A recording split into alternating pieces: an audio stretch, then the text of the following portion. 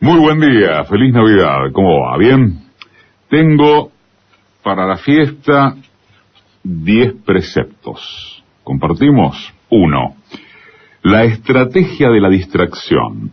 El elemento primordial del control social es la estrategia de la distracción, que consiste en desviar la atención del público de los problemas importantes y de los cambios decididos por las élites políticas y económicas mediante la técnica del diluvio o inundación de continuas distracciones y de informaciones insignificantes. La estrategia de la distracción es igualmente indispensable para impedir al público interesarse por los conocimientos esenciales en el área de la ciencia, la economía, la psicología, la neurobiología y la cibernética. Mantener la atención del público distraída, lejos de los verdaderos problemas sociales, cautivada por temas sin importancia real, mantener al público ocupado, sin ningún tiempo para pensar, de vuelta a la granja como los otros animales. 2. Crear problemas y después ofrecer soluciones. Este método también es llamado problema-reacción-solución. Es decir, se crea un problema, una situación prevista para causar cierta reacción en el público, a fin de que éste sea el mandante de las medidas que se desea hacer aceptar. Por ejemplo, dejar que se desenvuelva o se intensifique la violencia urbana, u organizar atentados sangrientos, a fin de que el público sea el demandante de leyes de seguridad y políticas en perjuicio de la libertad. O también crear una crisis económica para hacer aceptar como un mal necesario el retroceso de los derechos sociales y el desmantelamiento de los servicios públicos. 3. La estrategia de la gradualidad. Para hacer que se acepte una medida inaceptable, basta aplicarla gradualmente, a cuentagotas, por años consecutivos. Es de esa manera que condiciones socioeconómicas radicalmente nuevas, neoliberalismo, fueron impuestas durante las décadas de 1980 y 1990. Estado mínimo, privatizaciones, precariedad, flexibilidad, desempleo en masa, salarios que ya no aseguran ingresos decentes, tantos cambios que hubieran provocado una revolución si hubiesen sido aplicados de una sola vez. 4. La estrategia de diferir. Otra manera de hacer aceptar una decisión impopular es la de presentarla como dolorosa y necesaria, obteniendo la aceptación pública, en el momento, para una aplicación futura. Es más fácil aceptar un sacrificio futuro que un sacrificio inmediato. Primero, porque el esfuerzo no es empleado inmediatamente. Luego, porque el público, la masa, tiene siempre la tendencia a esperar ingenuamente que todo irá a mejorar mañana y que el sacrificio exigido podrá ser evitado. Esto da más tiempo al público para acostumbrarse a la idea del cambio y de aceptarla con resignación cuando llegue el momento. 5. Dirigirse al público como criaturas de poca edad.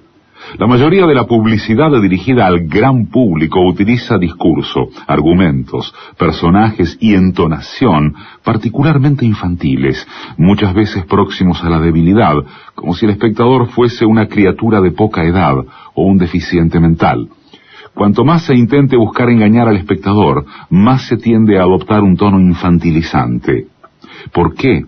Si uno se dirige a una persona como si ella tuviese la edad de 12 años o menos, entonces, en razón de la sugestionabilidad, ella, la persona, tenderá con cierta probabilidad a una respuesta o reacción también desprovista de un sentido crítico, como la de una persona de 12 años o menos de edad.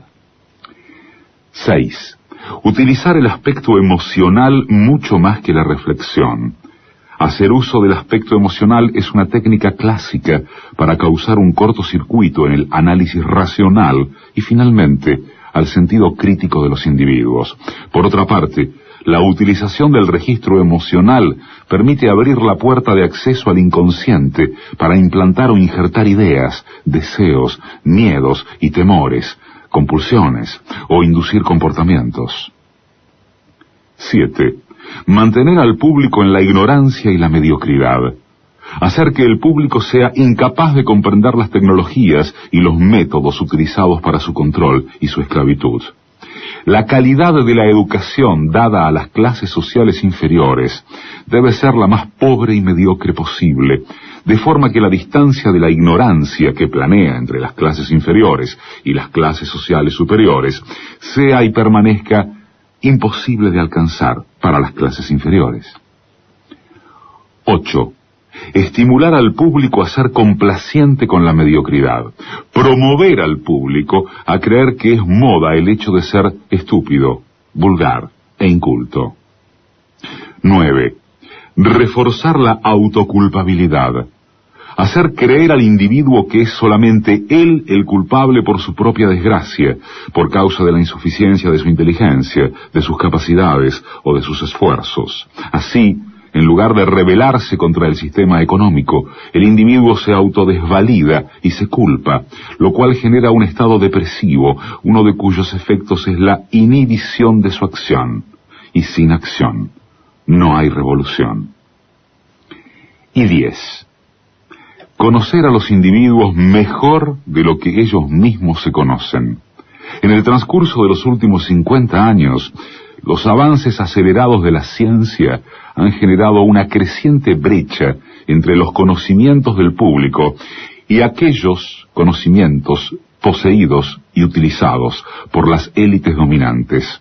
Gracias a la biología, la neurobiología y la psicología aplicada, el sistema ha disfrutado de un conocimiento avanzado del ser humano, tanto de forma física como psicológicamente. El sistema ha conseguido conocer mejor al individuo común de lo que él se conoce a sí mismo. Esto significa que, en la mayoría de los casos, el sistema ejerce un control mayor y un gran poder sobre los individuos, mayor que el de los individuos sobre sí mismos. Lo escribió el lingüista Noam Chomsky. 10 estrategias de manipulación mediática, como para empezar a ver el año que viene si siempre va a ser igual. Cambiará alguna que otra cosa, pero alguna de las 10, o las 10, algunas combinadas, otras no, siempre están presentes en la masividad de los medios. Esto es Marca, de Radio, 25 de diciembre.